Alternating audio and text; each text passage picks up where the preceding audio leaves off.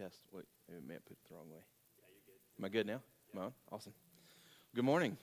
Good morning. Thank you for having me. Thanks, Matt. Thanks, Leah. Really excited to be here. I do plan to talk about that deaf background. Hopefully it won't be more than you bargained for. I'm excited that we get kind of these 2 hours. I often struggle when I'm invited in to do Sunday morning service to just do like a presentation.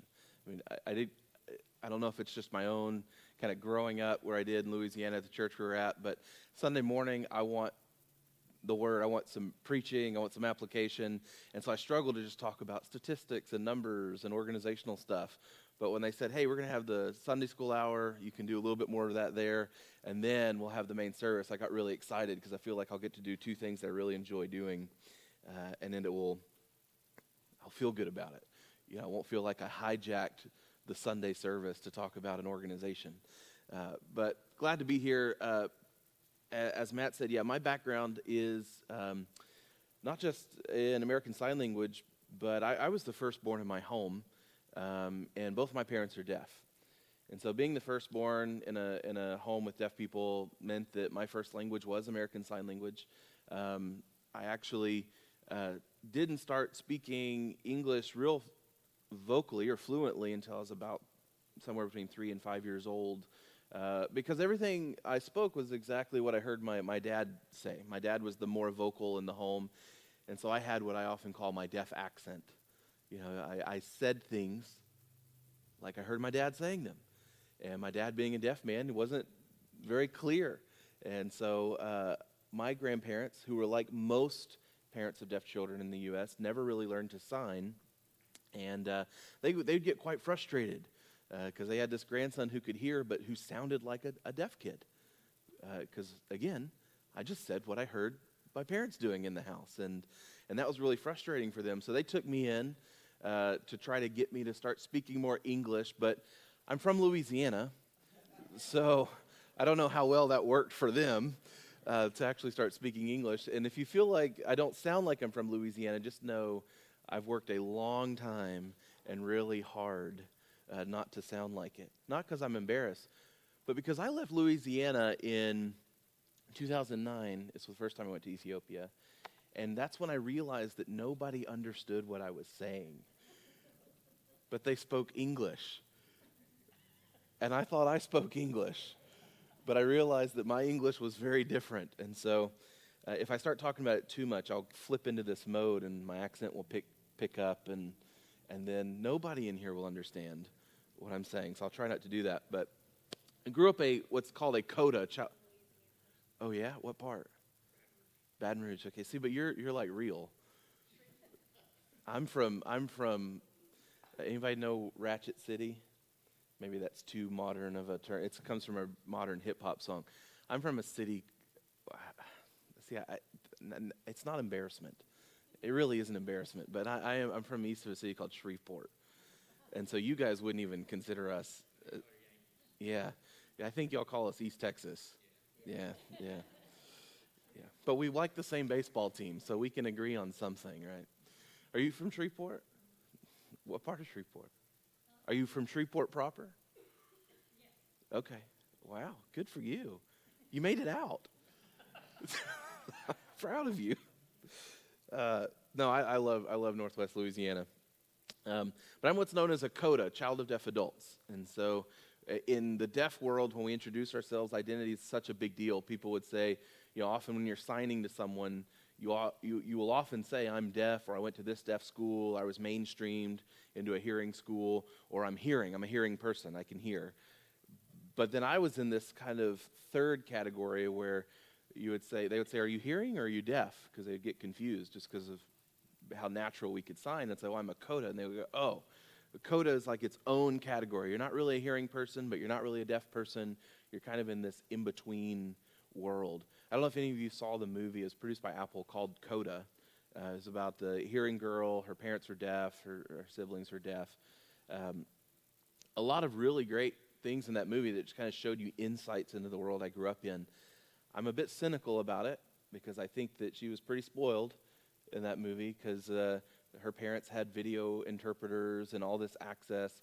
I grew up in an era before the ADA laws, which meant I was the interpreter. So I was the 9-year-old interpreter at doctor's appointments and for phone calls with bill collectors and in church. I mean, church was really hard growing up because we were a lot of different denominations.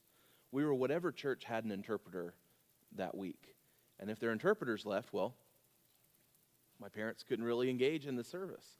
And so we grew up Southern Baptists for many years. We were Independent Baptists for about a couple of months, and then we were Assemblies of God for about 3 weeks. We were Pentecostal one Sunday. Didn't last very long.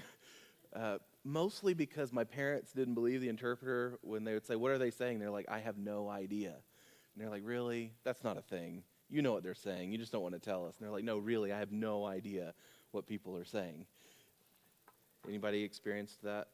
Okay. So everybody was real quiet. I thought, maybe you have no idea as well what I'm talking about. But we're Pentecostal today. So we were whoever had an interpreter. That was our world. Eventually, as I got older, got more interested in ministry. There's a much longer story here, kind of testimony-wise, but I want to make the most use of our time. Felt the Lord calling me to Ethiopia. Eventually moved to Ethiopia, served in the northern mountains in a region called Tigray, helped plant a local deaf mission there. Eventually through the house church is where I met Faven. Faven was teaching at the nursing school. We had ministry in several villages where we were teaching Ethiopian Sign Language. Ethiopia, like most developing countries, deaf people were viewed to be demon-possessed, or their deafness was the result of some sort of curse or sin. Not an unusual thing in a lot of developing countries. I mean, we even see that in Scripture when Jesus encounters the blind man and they say, "Tell us, Rabbi, whose sin was this because of? Their own or their parents or someone else?" So that is a common belief held around the world. So deafness, because it's this disability that's not really seen, that they're this way, they speak this way, they don't respond, it's sin, it's curse, or it's demon possession. And so deaf people were highly marginalized, very oppressed. And so we would go to different villages and we would just say, "Hey, we're here to look for deaf people." And because Ethiopia is such a social, community-driven people, one person would represent the whole. And so to be a good spiritual community, well, they would say, oftentimes social workers say, "Well, we're good people. We have no deaf people here." Or, "We're a good village. There are no deaf people here." Or, "We've all been to baptism. We've all done the things. We're a clean community." And I'd say, that's cool. Well, just give us a couple of days. And usually throughout a few days, we would find 50 or 60 deaf people through the village, and oftentimes hidden in homes. Families didn't want them too exposed. And oftentimes, they had no language at all. Because they were never exposed to being able to go to school, even if their parents wanted them to, there wasn't really an education infrastructure in this part of Ethiopia that they could go learn Ethiopian Sign Language. And so we would gather in a room and we'd have 50 people from 5 years old to 55 years old just sitting there looking at you. They don't speak Tigrinya, they can't hear, they don't write, they don't sign. I mean, just no language at all. What do you do with that? I was this zealous kid ready to go to Ethiopia and tell people about Jesus, and it wasn't even an issue of not being able to learn their language. It's just that there was no language. How do you share the gospel with people that have no language? But certainly we believe the Bible to be true, and that the message is for them too. And so we developed a language acquisition curriculum to help teach sign language.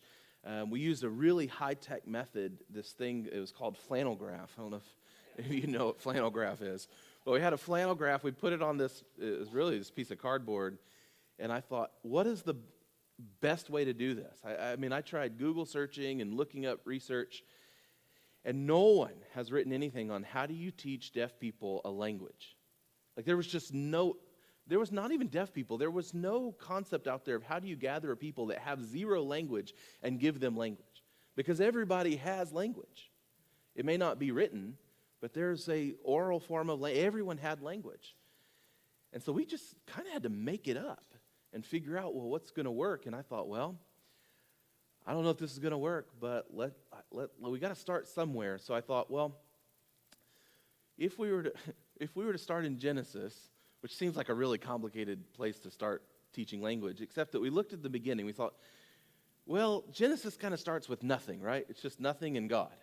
It feels like to me that's helpful. You don't need a lot of vocabulary there, because nothing. So we're starting with nothing. And then you start with creation, right? The creation story is one of my favorites, because there's this really beautiful picture here that has been laid out for us, where you see the first 3 days there's forming. The earth was without form and was empty. First 3 days we see this forming happening, and then the last 3 days we see him going back through to what's been formed and then filling those three forms, right? So light and planets, and then water and all these things, and he goes back through and he fills these things, so we can build on that. There's vocabulary we can build here. And so let's take out our flannel graph, and we put our flannel graph on the wall, and we say, well, what do people see around them? Let's just start with nouns, right? So this is a tree. They know what a tree is because they've seen a tree. We just haven't given it a symbol, a word, a thing, a sign. So we point at the tree, and we would say tree, and then my deaf friend who's a pastor, Muse, he would sign tree, and everyone was still just looking at us. And so we would go from kid to adult, and move their arms and make them sign tree. And we just go through everybody, and we're like, great. Rock. Yeah. And you'd sign rock, and Muse would sign rock, and we'd go person to person to person to person to person and move their hands and make them sign rock. Great. And then we'd put like cow, or just everything you could see around you. Let's just give it its name, its sign. And we did that for months. And it felt like this is going nowhere. At least when we write this chapter, we'll be able to say, don't do this when you're teaching people language. And I remember one day, it was like this, I call it the Helen Keller moment. If you've ever read the story or seen the movie Miracle Worker, that moment when Anne Sullivan is working with Helen Keller, and it's like she gets it, what Anne's trying to do.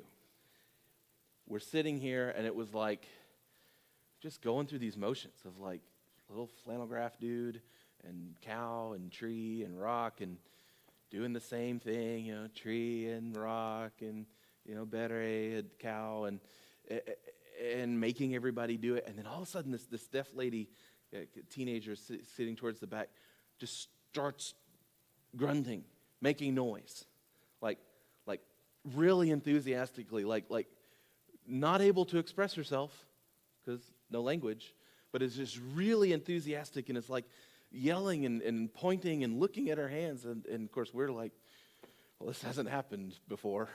I don't know what we do here. And then we're kind of looking at her, and then suddenly, she points up, and so I point at tree and I sign tree, and she looks at her hands. Finally, she does it. And then she points at the next thing, and we give it to her, and she does it. And we point at the next thing, and we sign it, and then she repeats it, and then she goes back, and she's trying to, and it's like she realizes, like, I'm going to be able to say something, like I'm going to be able to call out something, and you'll know what I'm trying to say. And it was like she understood. I don't know how the brain processes that moment, but for her, that suddenly there was a way to say something.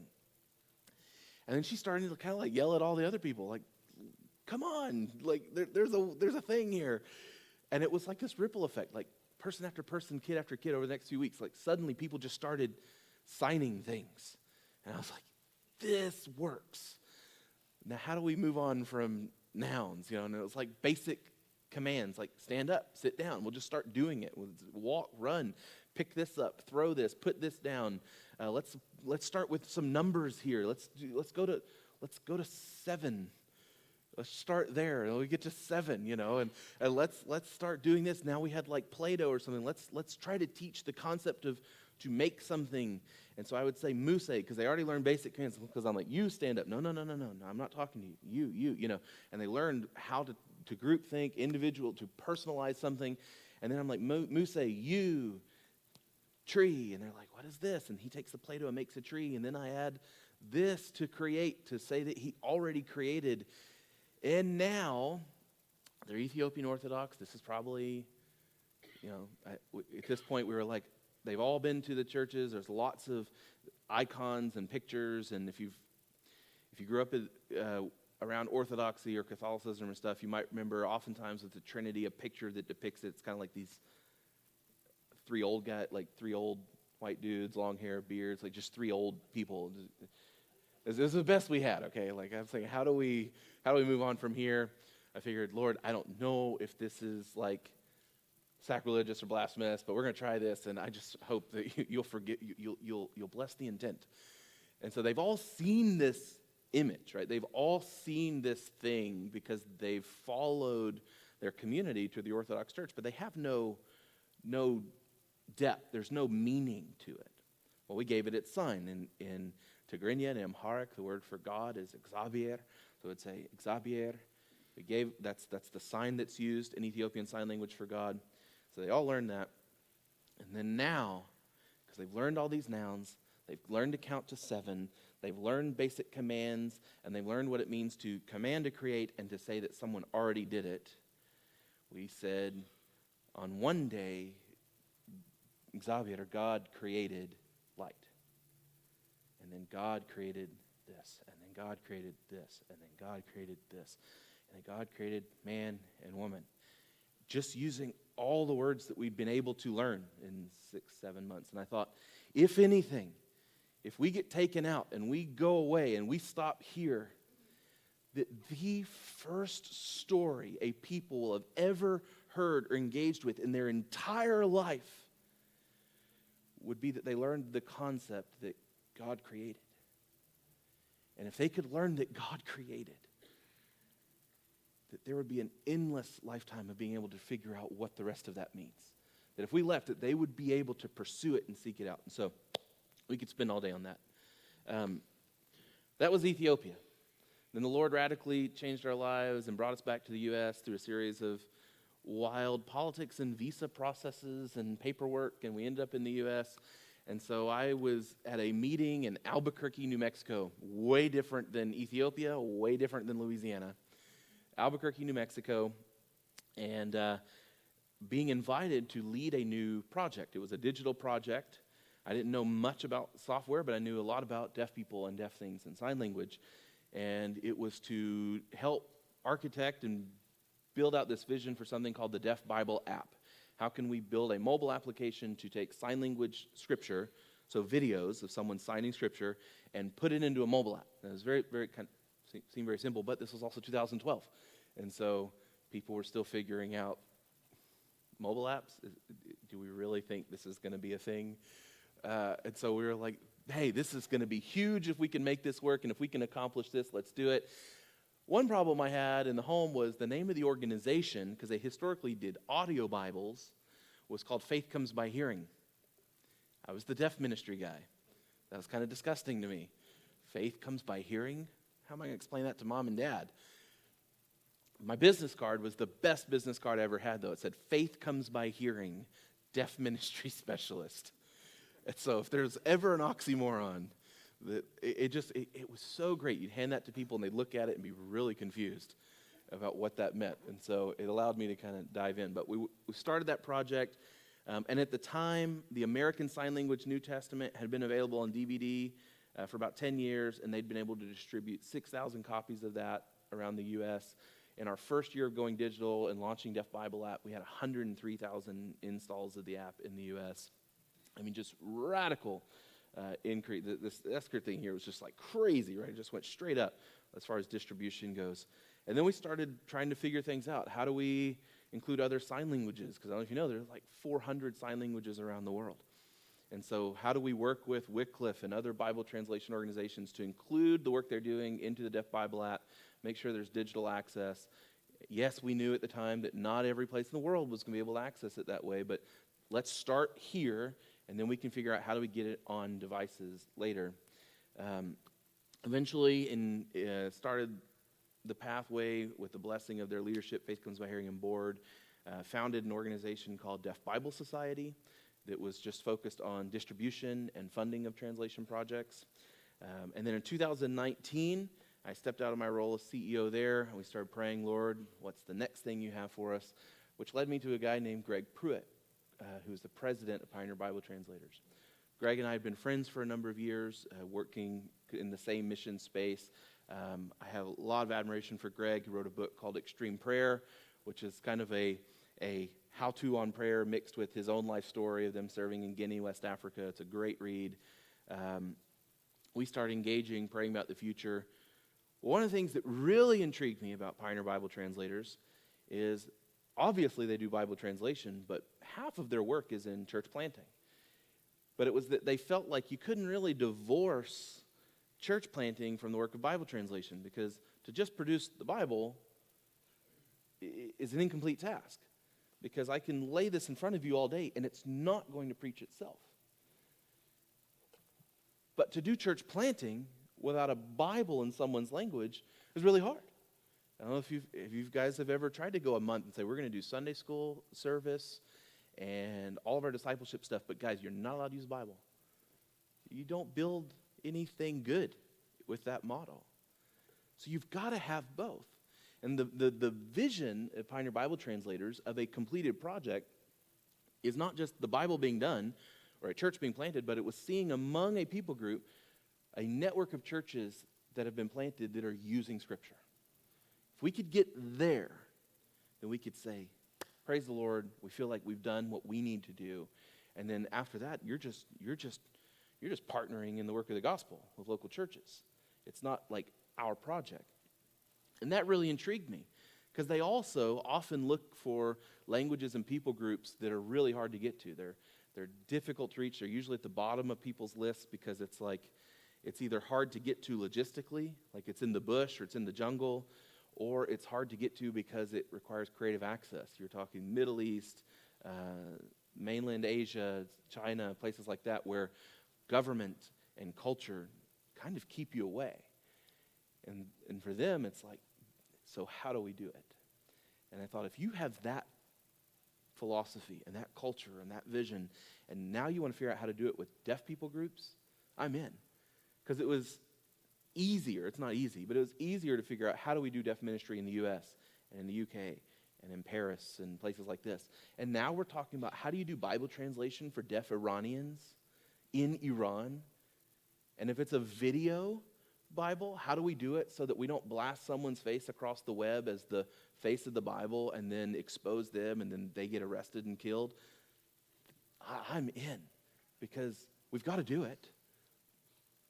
We've got to do it. The ends of the earth is the commission, and there was no to the ends of the earth unless it's hard, or to the ends of the earth unless unless Herod says you can't go. No, it was go, and so we've got to figure out how to do it. So I was all in with Pioneer Bible Translators, especially that vision. So when I stepped in, I was focused primarily on helping generate resources and figuring out how we fund our deaf ministry work.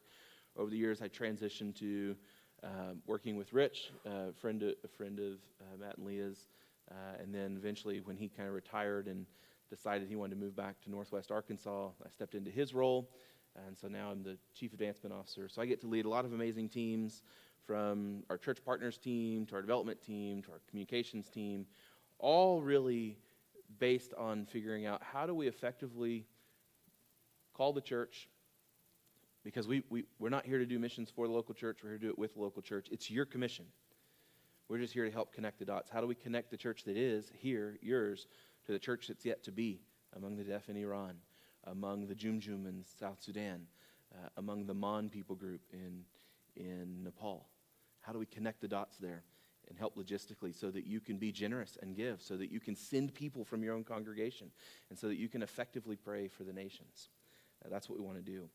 We're here, our mission is to disciple the Biblists by mobilizing God's people, you and his people on the ground, to provide enduring access to his word, making sure that no one would go without having a Bible that they can access, that they can understand. It's a big deal having the Bible in your language. I operate really well in Q&A, so think of questions. It can be sign language, Bible translation, missions, or, surprise me. Maybe it's something else. I don't know. I can't tell you why the Rangers are doing the way they're doing right now. That's the one topic that's off limits. But otherwise, I'm all in. But I want to ask you a question as we talk about Bible translation. How many of you brought a print Bible with you today? Okay, good. It's a lot more than last place I was at. This illustration fell a little bit flat. Raise your hand if you brought a print Bible with you. What version do you have? New American Standard Bible. Who has something different from that one with them? What do you have? NIV? Who has also one different than that? What do you have? New King James. Still different? Anyone have something different than those? The Holman Christian Study Bible. Okay. HCSB. Anyone have something different than those? Anyone have something different than those that you use on your phone or tablet? A different version? ESV? Anyone use a different version than one of those? What do you use? Yes, of course, the Amharic. That doesn't count. Any English versions? Nothing. No other version. Anybody? It's okay. Don't be. The Amplified. Okay. Very good. Do you know? Does everybody know what version that they like the most? Anybody use multiple versions sometimes? Can I switch between versions? Yeah. Some years ago, a friend of mine who owns a chain of Christian bookstores called Mardell's said that at one time in their catalog of Bibles they sold, that they had over 700 different Bibles that they sold. 700 from versions. So I heard the NIV, the ESV, the NASB, or the Legacy, which I guess is like NASB 2.0 to some people. You've got the HCSB or the CSB. You have the Revised Standard Version. You have the King James Version, New King James Version. You have the CEB, the CEV, the CRV. You've got there's the NLT, the NET. There's several that I've forgotten. You have all these different versions, and then you have like NIV, but then you have like my kid's first Bible, then you have like girls' Bible, boys' Bible, teen boys' Bible, teen girls' Bible. You have the men's study Bible, the women's study Bible. You've got Bibles with like wide margins so you can take notes. You've got the doodling Bibles now, with people that like to draw in their Bibles. You have some that are, red lettered, the words of Jesus in red. You have now that have like blue letters for other things. You have some with tassels, some that have tabs, some that are kind of have the gold on the end. You can get wide font. You can get narrow. You can get thin line. You can get some with references down the middle. You can get them in pleather, leather, goatskin, sheepskin, plastic, hardcover. You can get them brown. You can get them any color actually to go with any item of clothing you're wearing that particular Sunday. You get a pocket version. You can get Hunter's Edition. Those are camouflage, because every good hunter we know is out there doing his Bible study. But you can get it. You get the duct tape Bible. I remember that one in student ministry. It was really popular for years. There's like the commemorative police edition, the fireman's edition, military editions of the Bible. You can get some with flowers, some with no flowers. You can get more masculine colors. You could even, if you please, today every pastor has their own study Bible or commentary. Apparently today every politician has their own Bible. Should you want the God Bless the USA Bible. Every kind of Bible you could possibly want or need is out there. And then you say, JR, I'm just not much of a reader. Well, you can get it in audio through YouVersion, Bible.is, Bible Gateway. Was it Olive Tree? You can listen to the audio and someone will read the Bible to you. And you're like, well, I don't like the sound of that guy's voice. You can have a female read it to you. You can have a South African read it to you in English. You can have an Irishman read it to you in English. You can have a Nigerian read it to you in English. You can have an East Indian read it to you in English. Any accent, any flavor, English audio Bible you want, you can get. And you say, well, I don't know, single voice, I don't really like it. You can get a dramatized audio Bible where every person that speaks, every character has their own voice actor. And the narrator says, and they went into the marketplace and hear the sheep in the background and all the sound effects, everything you could possibly want in audio. And you're like, well, I'm not a reader, but I don't like to listen. You can get Lumo films, gospel films, where they have filmed an entire set of B-roll, not like the Jesus film, the old Jesus film, but all of the scenes have been shot, and they just overlay the dramatized audio on top of it so you can listen to straight scripture and watch these scenes take place in front of you. I mean, an embarrassment of riches in front of us. Every single version, every type. Should you dare, even the Message, any type of Bible you want is available to us. We have over 3,000 systematic theologies in the English language. And every year we publish 3 to 4 new systematic theologies in the English language. And yet for over 1,200 languages in the world today, all of their Bibles look exactly like this one. Exactly like this one. And when they're thinking about hope and a family member's dying, or there's a coup or a new civil war, or their children being hauled off to be child soldiers, or there's an Ebola epidemic or a COVID pandemic or anything going on in their life, their only place to go to for hope, 1,200 languages in the world, is the Bible that looks just like this one. And no matter where they turn in their Bibles, they get absolutely nothing. Because for those 1,200 languages in the world, not one verse has been translated. Not one. Still today, not one. Not one verse. How do we do evangelism without Scripture? A friend of mine that served in China for many years speaks fluent Mandarin. He's American, but he's very Chinese, and in culture and how he approaches people. He's just lived there so long.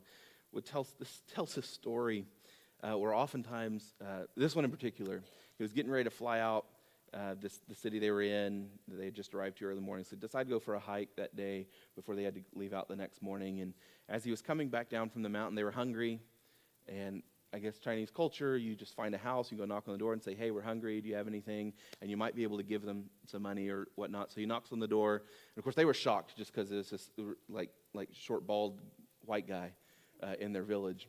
And he starts speaking Chinese to him, and he's like, hey, I'm hungry, do you have any rice? And they're like, sure, come in. It was an elderly Chinese couple.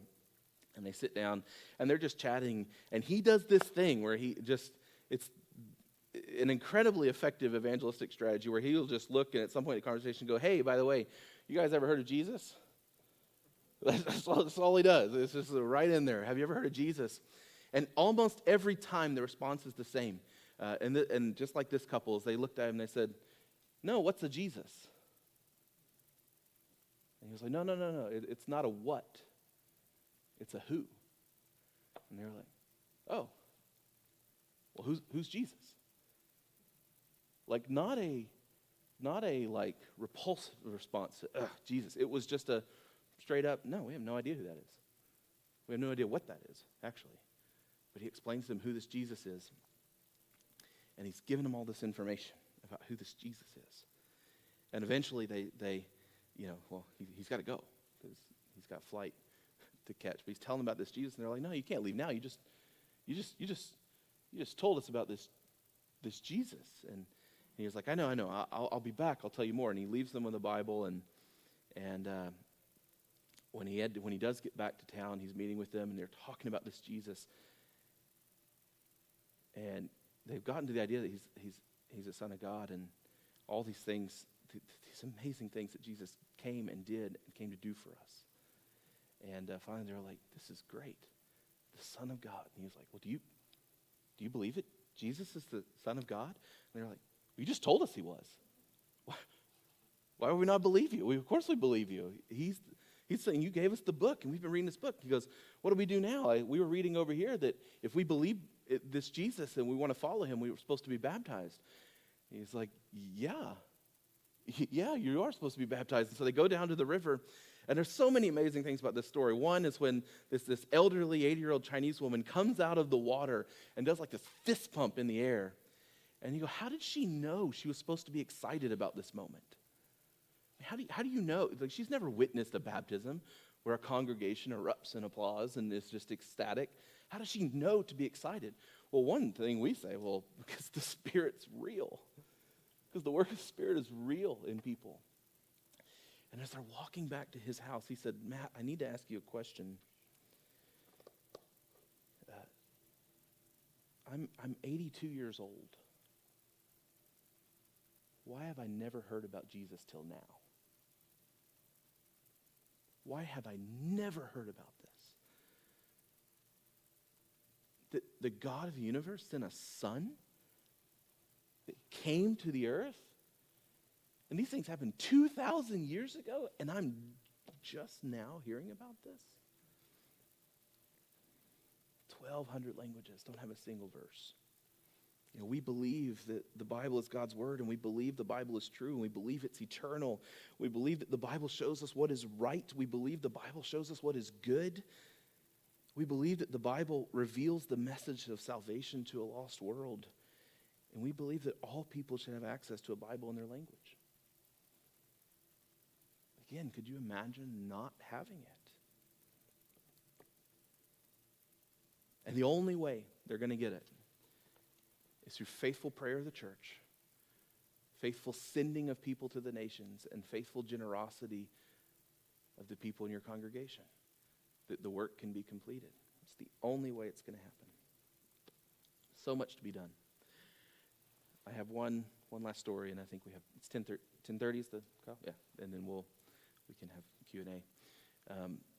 Last year, I was in Uganda at our Nile branch meeting. So our Nile branch covers work in Sudan, South Sudan, kind of northern Uganda region of Africa. And I was sitting down with a couple,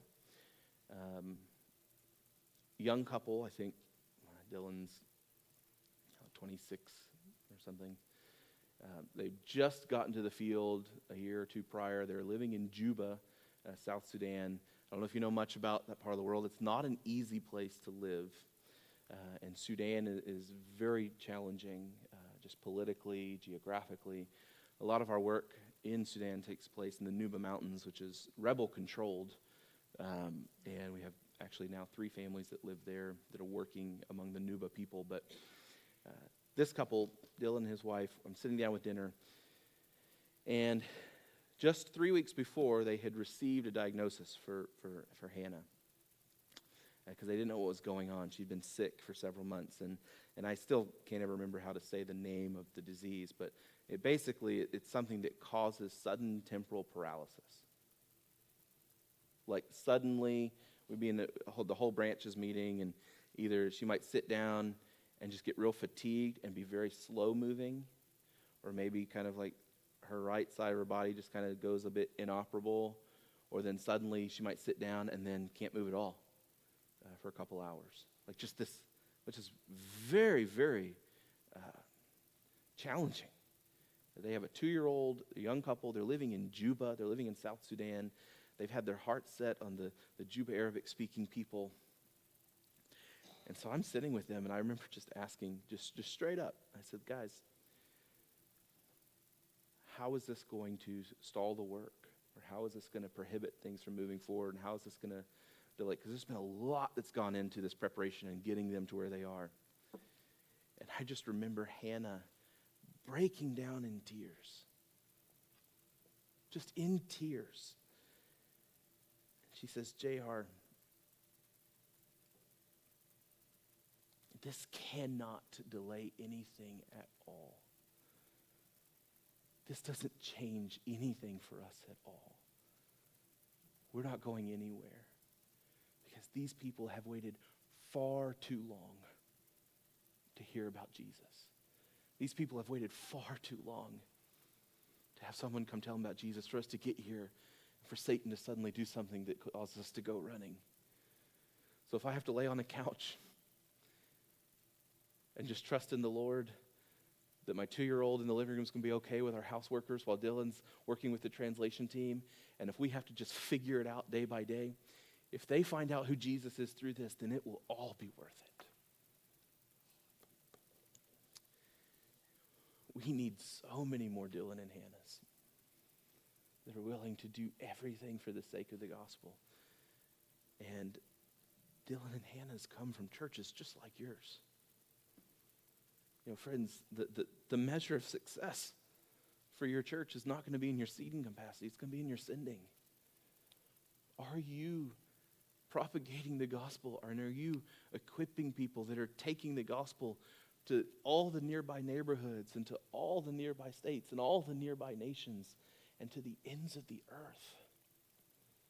That is success. That when someone comes in, they say, hey, how long have y'all been here? You say, 100 years. You only got 50 people or 20 people or 100 people. And you say, yeah, well, but we sent out 3,000. What a story that would be. There's so much work in the gospel left for the church. There's so much work in the gospel left for your church to be part of making his name great among the nations. And so, I don't know what you're expecting today. I know I'm looking for Dylan and Hannah's from your church. I'm looking for people that will be committed to praying for those workers and for the resources for the nations. And we're looking for people that said, hey, I don't know if it's much, but will this help? Your church has a part to play in this.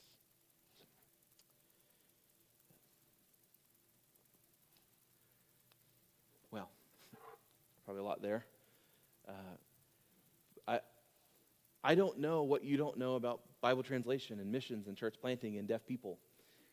I don't know what you want to know about all those things. And so I do like that we have 5-10 minutes left.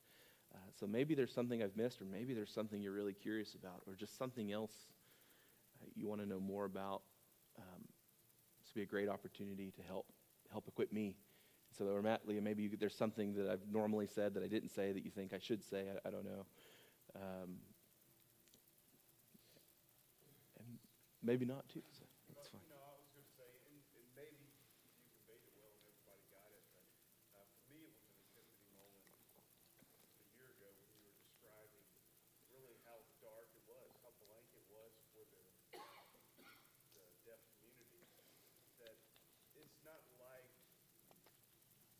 us, it's like you could almost say to them, well, it's English words, just why can't you fathom this? But, so many live in darkness for so long, and that's really kind of, I don't know if you're getting what I'm trying to convey.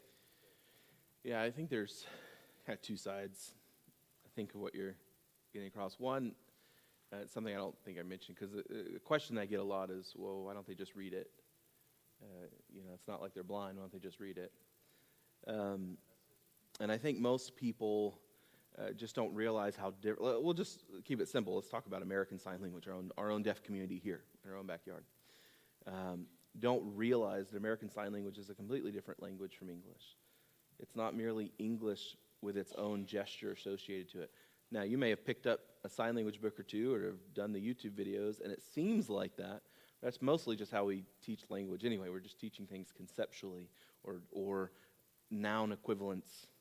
So this is the word for this in this language, and this is how you sign it in this language. But as far as its syntax, so all the language structure, the grammar, everything about the language, it's very different from English. And it's not that deaf people can't learn to read. It's just that it's really hard. I mean, you think about how you learn to read. How many of you sang the ABCs when you were little or recited the ABCs, the alphabet? Well, you probably already had a base of vocabulary before you started learning your ABCs. You had words. You talked to your parents or your relatives or whoever you lived with. You had words that you used before you started learning your ABCs.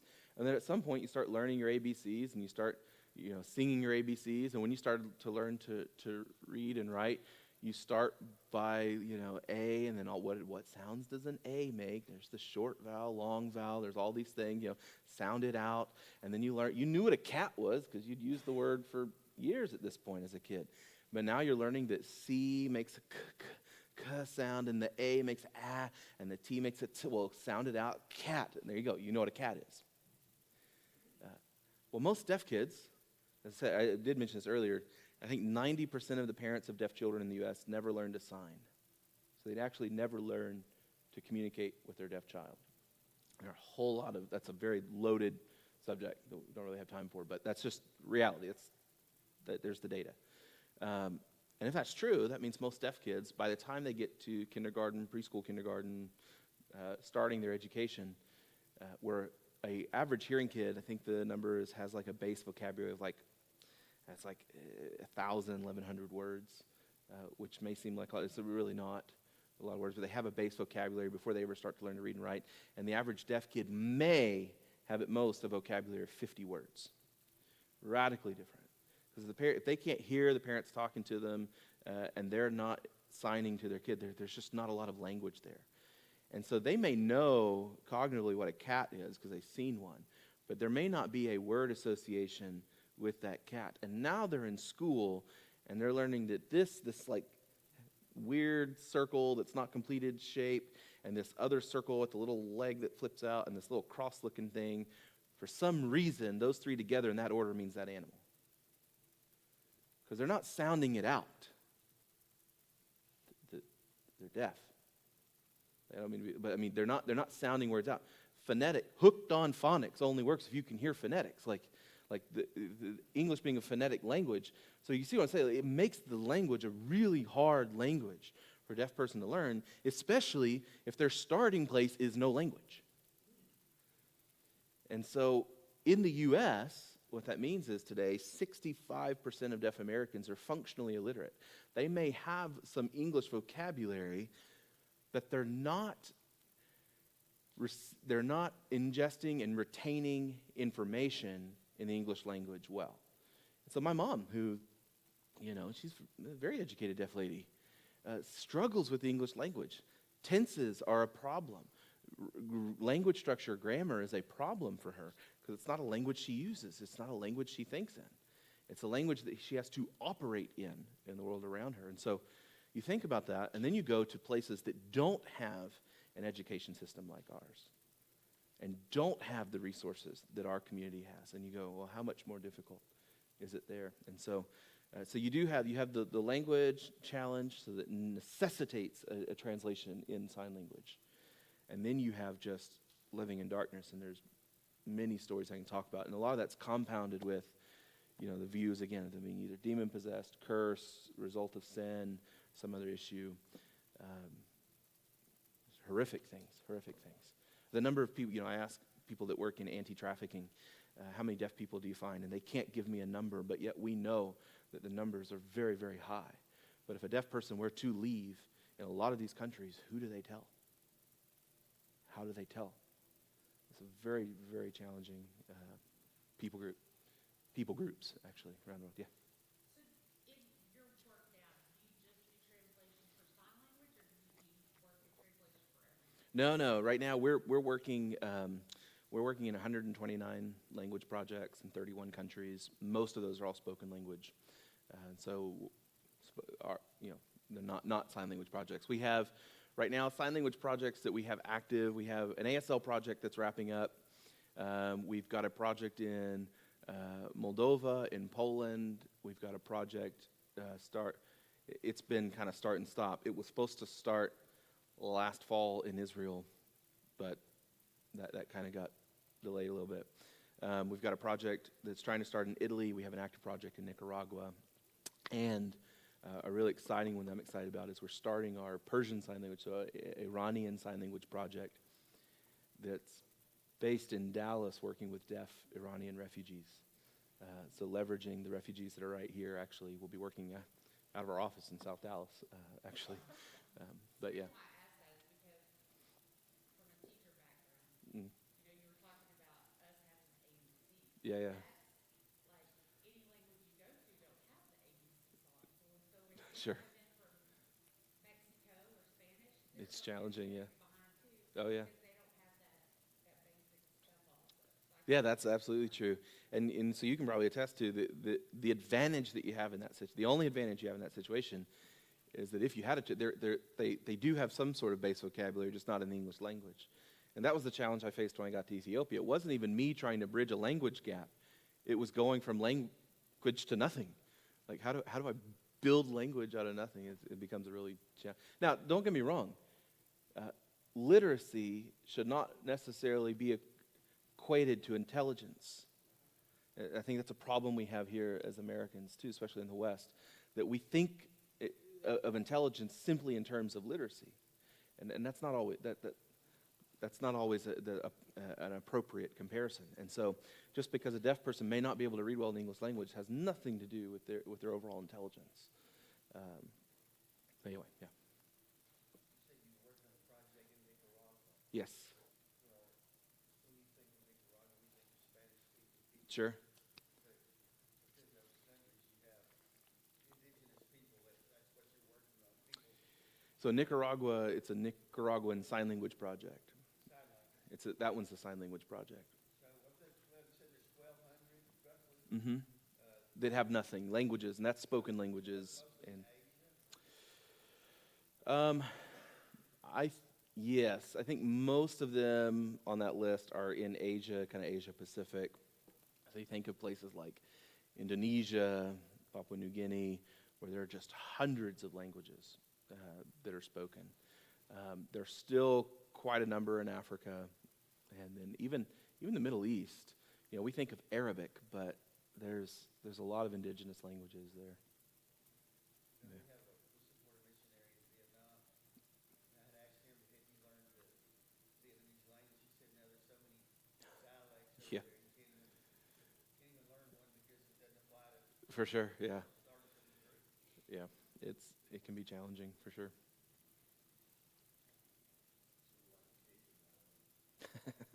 The Cajun dialect, yes. Yeah, challenging for sure. You know, there is. I think the only actual Cajun literature that we pull out proudly in our house is the Cajun Night Before Christmas. If you've ever, anyway. Do you know? Have you read? Oh, okay, I hope so. You're not let a Shreveporter be more Cajun than you, are you? Just kidding. I guess that ASL Bible app took off and is in use now, right? Oh, yes. So the Old Testament was completed in kind of 2020. It was dedicated in 2021. So they have a full Bible. There's another translation that's being completed in ASL too, in ASL as well. That's more of a maybe what we consider like an easy-to-read version or a more simplified ASL type version. And then one of the things that our organization uses as an evangelistic tool is the Action Bible. If you've ever used the Action Bible, it looks like a comic book series, story sets really, just like to make up the New Testament. It's like 66 stories. We're completing that one in American Sign Language because we use that as an initial tool in a lot of the countries for deaf projects, because there's a lot of visuals. It helps with some initial evangelism, but it also helps in language training as you're working through to get to doing a full Bible translation project. So I think we're out of time, but yeah, I'm looking forward to the rest of today, this morning. There's a lot of this I won't cover during the service, but it will still have a deaf theme. I'll be preaching from Mark 7, Jesus and the Deaf Man. One of my favorite passages, one of the most controversial passages growing up. But we'll talk more about that later. Happy to continue to answer questions. And there's several other links that I'll send to some of the leaders here that they can pass around. And however we can serve you in reaching the nations, that's what we want to do. So, thank you. Thanks.